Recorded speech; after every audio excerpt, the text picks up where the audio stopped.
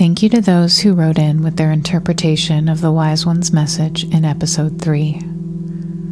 He had revealed to us Mwanda's cards for obsidian, Serlavisa, and Firamar.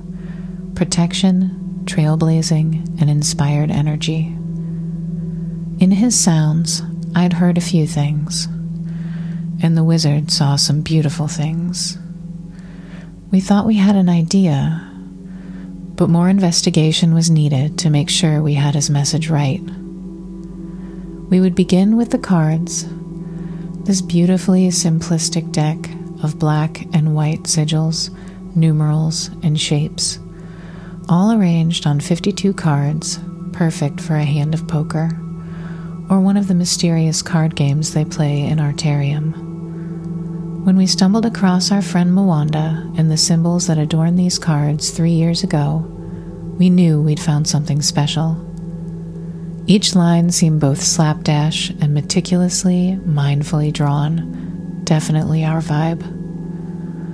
From these sigils was born the Oracle Artarium. We matched the 26 alphabetic sigils with 26 sacred stones to make the full deck. It is still a bit of a mystery as to how the guidebook was created.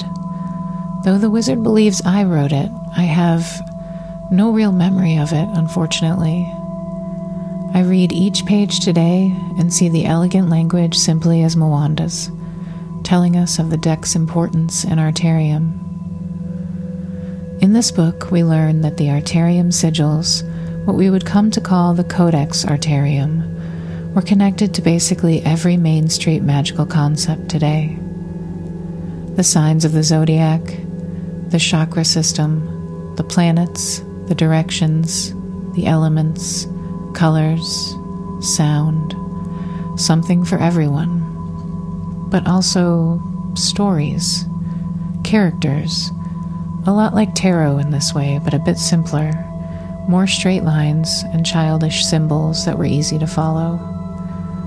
We took all this exquisitely crafted, connected information and wedged it into a deck of cards that we could fit in our pockets and take out into the woods. We're hoping one day others will too. There's so much to say about this deck, I think I'll save the rest for another show, including how I use it to write the stories I share here. For now, suffice it to say, these cards are at the heart of every investigation we do, and they are how we will navigate the Wise One's message for us. We began with obsidian, the stone many know to be a deep black shield of protection. Our research showed it is also an enhancer of truth, pushing away shills and liars who would take advantage. It then fills that space with creativity and self-discovery, encouraging a change within. Obsidian will stand steadfastly by you during that shift. We walked the grounds of the Wise One's kingdom, considering the first stanza of his poem to us, because why wouldn't it be poetry? We'd brought the wizard's machines to capture the sounds of this magical place, but the air felt leaden, thick with water. The birds in the trees were silent. No creatures scurrying between the large leaves of Sebastian Save, or up the crumbling facade of the 3 towers. Not a soul in sight.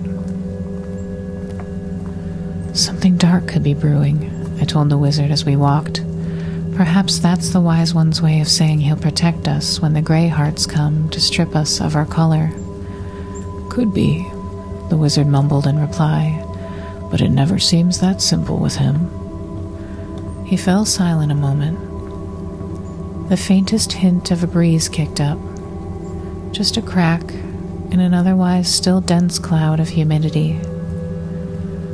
A few more steps and the breeze came again, this time seeming to lift us up from the path, pushing us on toward the covered bridge. The sound began in the treetops high above us, like radio static coming in from a station far away.